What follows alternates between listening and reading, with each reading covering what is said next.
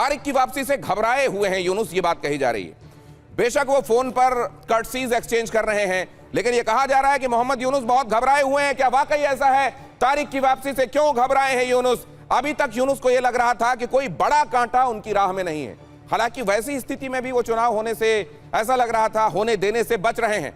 तारीख तो दे दिया है, तारीख की तरफ वो बढ़ भी रहे हैं, लेकिन उनके कदम वो घसीट रहे हैं, वो आने जाने के लिए तैयार नहीं है, क्योंकि उनको श्योरिटी नहीं दिखाई दे रही कि उनकी कुर्सी बचेगी या जाएगी। अब यहां पर बांग्लादेश की पूर्व पीएम खालिदा जिया के बेटे 17 साल बाद वापस लौट आए हैं। खालिदा जिया इतनी बीमार थी कि वो चुनाव लड़ नहीं सकती थी। इसमें यूनुस को एक उम्मीद की रोशनी दिखाई दे रही थी कि यहां पर शेख हसीना है नहीं, खालिदा जिया, शेख हसीना के जो बेटे हैं अमेरिका में है, वो यहां आएंगे नहीं, खालिदा जिया के बेटे लंदन में हैं, वो आएंगे नहीं, खालिदा जिया खुद बीमार है, शेख हसीना बाहर है, तो वैसा कोई पॉलिटिकल चैलेंज नहीं है। लेकिन यहां तारिक रहमान वापस आ गए, उनको सिक्योरिटी देकर ये बुलाना भी पड़ा, लेकिन इतनी सारी भीड़ देखकर यूनुस घबराए हुए हैं। बीएनपी के कार्यवाहक अध्यक्ष हैं तारिक रहमान, वहां आपको वो तस्वीर दिखाई दे रही है। लंदन से 17 साल बाद बांग्लादेश उनकी वापसी हुई है, और उनकी वापसी के बाद आप देख रहे हैं बीएनपी में एक नए तरह की ताकत, नया उत्साह और नई ऊर्जा का संचार हो गया है।